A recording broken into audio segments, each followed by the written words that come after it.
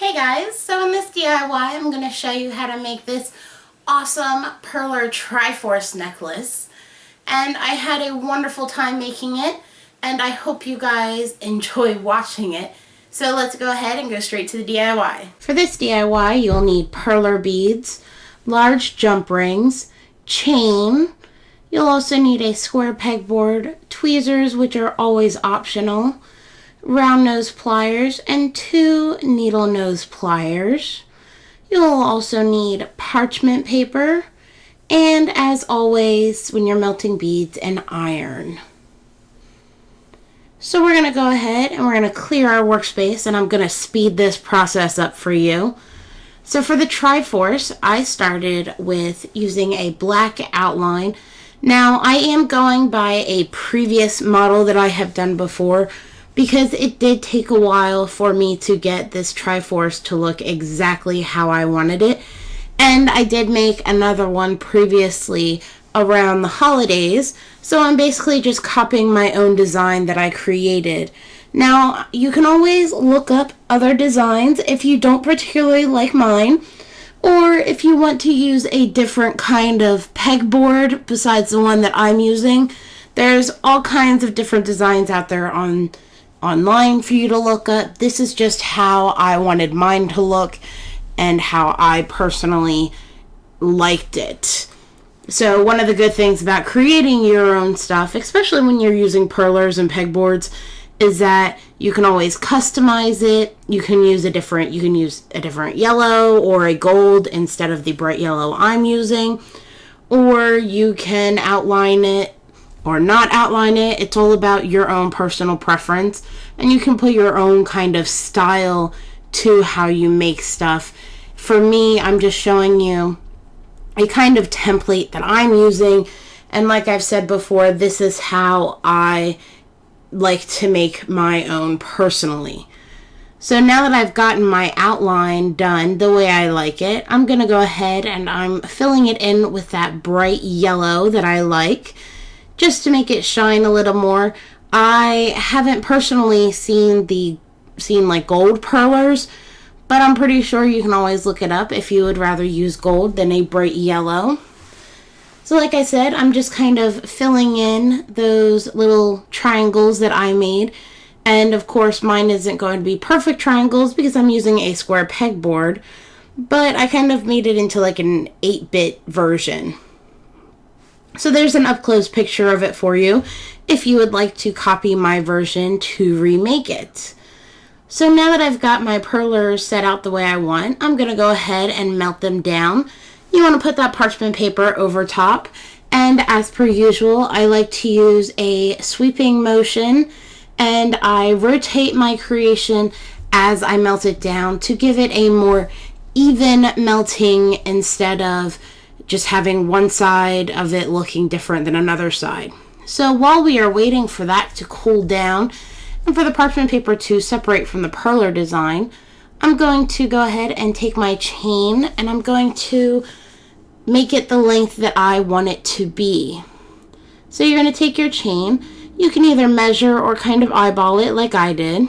And you're going to want to take your needle nose pliers and you're going to want to pick the chain that you want to separate. And you're going to take both of your needle nose pliers to separate a small cut that they will have in the chain, and to pull the small piece of chain that you want off from the bigger piece that you are going to use. Now, I did forget to mention that you will need a closer for your necklace with my DIY, what you're going to need.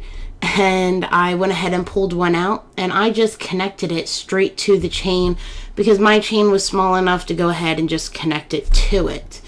Now I'm going to show you an up close of what kind of closure I use, because I'm not going to put a small hoop on the other end, and you can see there, because of how small or big my chain is, it is able to just connect to the chain instead of me having another circle on the end for a closer. So I'm going to go ahead, and since that's cooled off, I'm going to flip my thing over, and I'm going to iron the other side.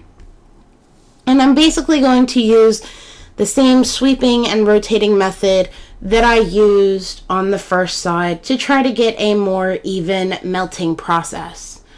So once you're done, you're going to let that cool down just as before. And then, even though this is a necklace that you can flip to each side, I always like to find the better side and work with that side first when I'm making my projects and my necklaces. So I'm going to go ahead and take those round needle nose pliers, and I'm going to poke the hole in the very top part of my perler creation.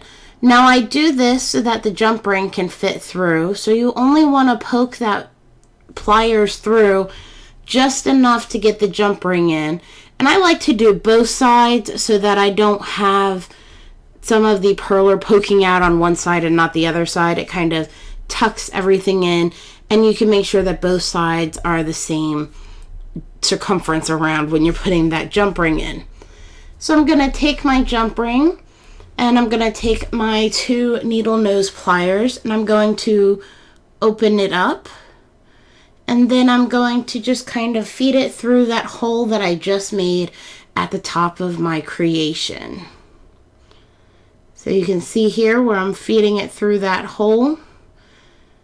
Now, depending on how big the hole you make will depend on the level of difficulty getting that jump ring through.